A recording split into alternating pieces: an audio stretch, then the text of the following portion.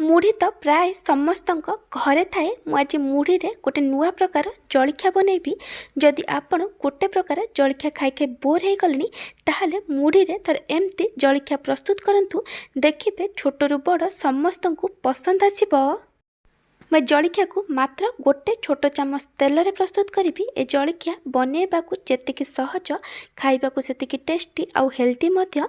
आपण आकु छोट पिलांको tiffin box रे भी देई परिबे। नमस्कार, ट्विंकल किचन को आपण मानकु स्वागत। मुढ़ीर ए जलखिया पई मैं 2 कप मुढ़ी नहीं। मुढ़ीर क्वांटिटी आपण आपनक हिसाब रे कम बेसी करि परिबे। एबे हम गोटे ग्राइंडर जार नबा आउ एथिरे एबे हम मुढ़ी को देई दबा।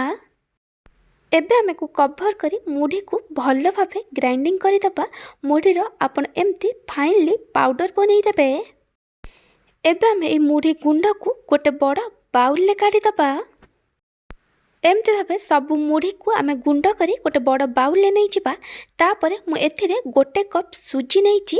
जेतिकी मुढ़ी नेबे तार अधा सुजी देबे। तापरे मु एथिरे गोटे कप दही दउची। बेसी खट्टा दही नेबेनी। तापरे आम एथिरे अल्प अल्प पानी दे सबको भल भावे मिक्स करि दबा। जेमती एथिरे किछि भी लम्प्स रहिबोनी। बैटर कंसिस्टेंसी आपण एमती रखिबे। बैटर को बेसी पतला बनैबेनी। एबे हम को कवर करी 10 मिनिट पई रेस्ट हबाकू दबा। जेमती सुजी भल भावे फुली जिवो। बैटर रेस्ट होतिबा भितरे चलंतु एबे हम गोटे आलूर मसला बनै दबा। आलूर मसला बनैया पूर्व आपको गोटे छोट रिक्वेस्ट करुच्ची। जदि आपन को यह रेसिपी भल लगे ताले लाइक करेंगे, आपण सांग मान सहित शेयर करेंगे। जदि एपर्यंत मो चैनल को सब्सक्राइब करना ताले सब्सक्राइब करने को जमार भूलें। पाखर बेल आइकन ने ऑल नोटिफिकेशन ने क्लिक करेंगे। यह द्वारा मोर जो वीडियो आसीबो आपण प्रथमे देखिपारे। जदि फेसबुक रे देखुचंती ताले फॉलो करने को जमार भूलें। आलू मसला बनैया मुझे 3टा मीडियम साइज सिजा आलूर ऊपर चोपा को छड़ेकी आलू को मुझे भल भाव चकड़ी नहीं। आलूर क्वांटिटी आपण हिसाब रे कम बेसी करें। मुझे गोटे पैन ने अल्प किछि तेल दे गरम होगा रखी। तेल भल भाव गरम है मुझे अधा छोट चामच जीरा देइछि। एबे हम जीरा को भल भाव भाजिबा। जीरा भल भाव भाजी गला मुझे गोटे मीडियम साइज पियाज आउ गोटे कंचा लंका को छोट छोट करी काटिकी देइछि। आपन को जेतिकी राग दरकार से अनुसार कंचा लंका देबे। एबे हम पियाज को भाजिबा। पियाज को बेसी गोल्डन ब्राउन कलर करी भाजिबा दरकार नहीं।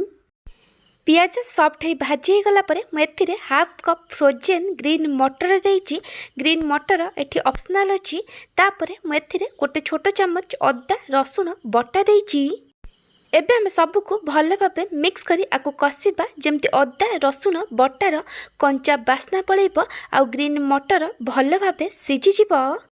फ्रोजेन ग्रीन मटर जगार आपण फ्रेश ग्रीन मटर नहीं पारिबे। जदि फ्रेश ग्रीन मटर नेबे ताहले मटर को 60 ରୁ 70% पर्यंत सिझेकी नेबे। मटर एटी भल भाव सीझीगला आउ अदा रसुण बटार एटी कंचा बास्ना पड़ेछि। एबे हम एथिरे किछि गुंड मसला पकेइबा। गुंड मसला रे मैं पकाउछि अधा छोट चामच हलदी गुंड, लंका गुंड। आपन को जेतिकी राग दरकार से अनुसार लंका गुंड पकेइबे। गोटे छोट चामच चिकन मसला आउ अधा छोट चामच गरम मसला गुंड। एबे हम सबको भल भाव मिक्स करी एथिरे 2 ରୁ 3 छोट चामच पानी दे मसला को कषिबा। जेमती गुंड मसलार कंचा बास्ना पड़ेब।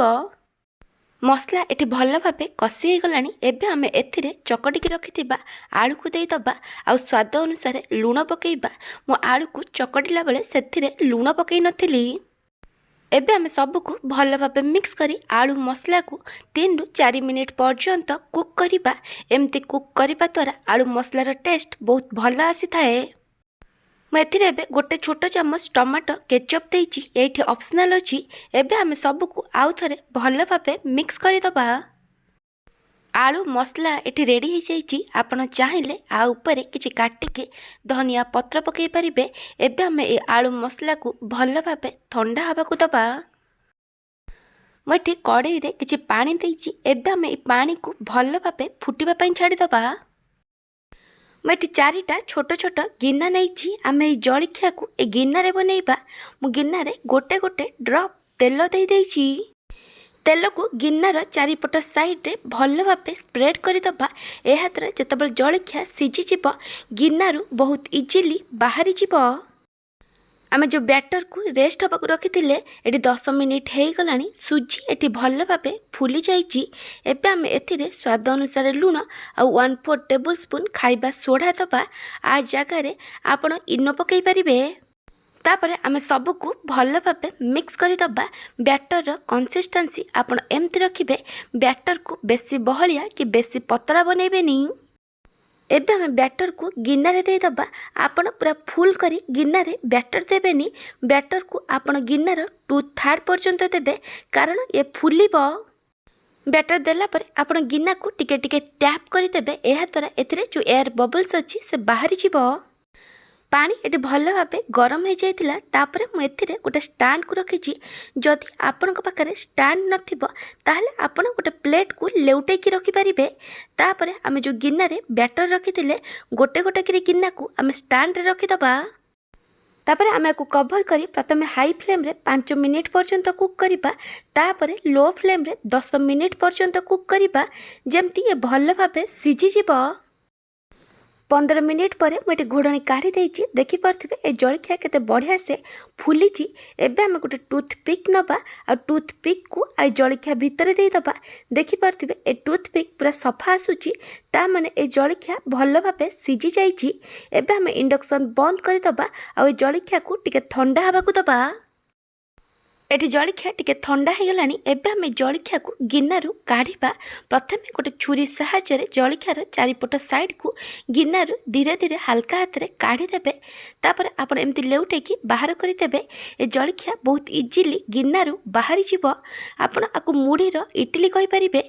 देखि पारथिबे ए केते बढ़िया से फुलीची आ सॉफ्ट भी अछि। मटे सब इडली को गिनारू काढ़ी देइची। एबे आमे जो आलू मसला बनैथिले सेठी ठंडा हो गलानी। एबे आमे आलू मसलार टिक्की बनई दबा। आपण जो साइज रो इडली बनैचंती आपण सेम साइज रो आलू रो टिक्की बनैबे। आलू टिक्की को आपण आपनक हिसाब रे पतला कि मोटा बनई परिबे। मटे 4टा इडली पई 4टा आलू टिक्की बनई देइची। एबे आमे जो इडली को बनई के रखिथिले ताकू एमती मझिरु दिफाळ करी काटी दबा। एबे हम इडली गोटे गोटे फाड़ रे जो आलू रो टिक्की बनैथिले ताकू दे दबा। आपण चाहिले आलू टिक्की दबा पूर्व इडली रे टमाटो सॉस, चिली सॉस कि मेयोनीज लगै परिबे। मु आलू मसला रे टमाटो सॉस देथिली सेथि पई म एथिरे किछि भी दउनी। आर फळ इडली को आमे आलू रो टिक्की ऊपर रखि दबा। ए जलखिया एटी रेडी हो जाइए। मुझे हेल्दी बनया आपको फ्राए करनी। आपण चाहिले ए जलखियार दीपट साइड को तेल रे 1 ରୁ 2 मिनिट पर्यंत फ्राए करि नै परिबे। जदि आपन को एही मुढ़ी बर्गर बा मुढ़ीर ए जलखियार रेसिपी भल लागिथिबो ताले लाइक करिवे। आपनक सांग मानक सहित शेयर करिवे। जदि एपर्यंत मो चैनल को सब्सक्राइब करि नांती ताले सब्सक्राइब करबा को जमार भूलिबेनी। पाखते बेल आइकन ने ऑल नोटिफिकेशन ने क्लिक करिवे। एहा द्वारा मो जो वीडियो आसीबो आपण प्रथमे देखि परिबे। जदि फेसबुक रे देखुछंती ताले फॉलो करबा को जमार भूलिबेनी। Thank you for watching.